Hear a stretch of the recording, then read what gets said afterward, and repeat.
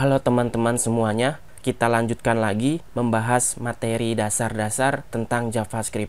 Kali ini yang akan kita bahas adalah mengenai operator pada JavaScript.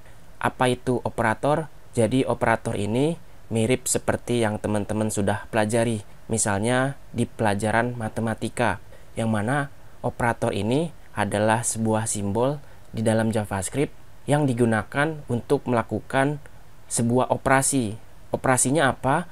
Operasi di dalam JavaScript ada banyak. Di antaranya ada operator aritmatika, operator penugasan, perbandingan, logika, operator string, kondisional, dan operator type of.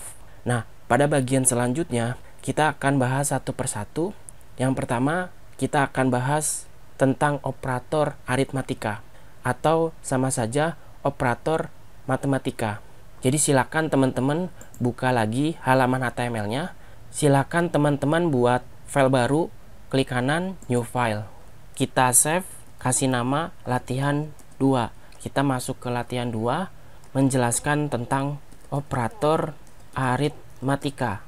Terus file JS ini kita sambungkan dengan indeks supaya kita bisa melihat hasil apa yang kita tulis. Sekarang kita akan coba bahas mengenai operator aritmatika atau operator matematika. Sama seperti matematika biasa, angka di dalam JavaScript kita bisa lakukan operasinya seperti penjumlahan, lalu ada pengurangan, pembagian yang diawali dengan garis miring, lalu perkalian diawali dengan bintang, dan persen.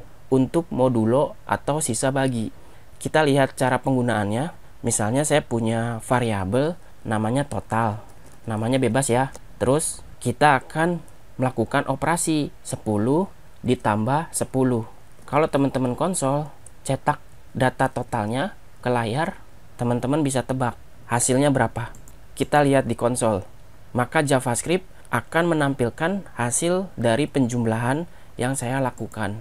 Hal ini berlaku ketika teman-teman menggunakan pengurangan, simbolnya minus, lalu ada pembagian pakai simbol slash, dan ada perkalian menggunakan bintang. Terakhir ada modulo atau sisa bagi, kita bisa pakai persen. Misalnya saya mau 10 kali 10, hasilnya 100 ya. Jadi JavaScript-nya sudah pintar, kita bisa melakukan hal ini di dalam JavaScript. Tapi di sini yang saya lakukan sangat sederhana.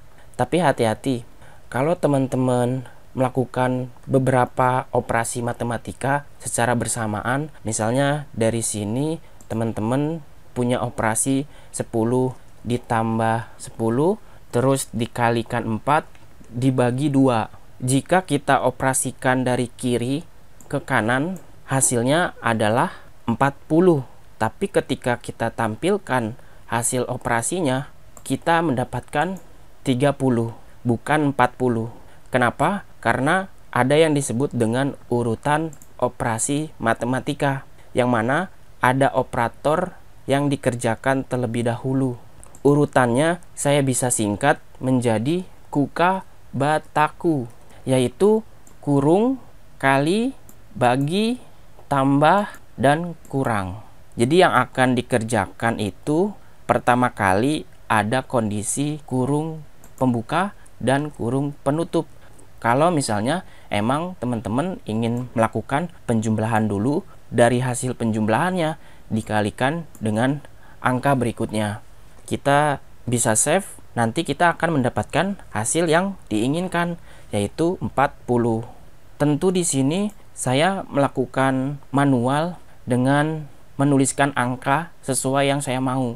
Gimana caranya? Angka 2 ini didapatkan dari kotak dialog prompt. Di situ teman-teman bisa memberikan sebuah input untuk mendapatkan angka 2-nya supaya angka tersebut menjadi lebih dinamis. Misalnya contoh, saya punya variabel, kita gunakan var, lalu variabelnya x misalnya. Terus x-nya itu didapatkan dari dialog Windows prompt, dan kita akan kasih pesan ke user, masukkan angka. Nanti hasil x apa yang dituliskan sama user. 10 ditambah 10 ditambah 4 dibagi x. kita bisa lihat.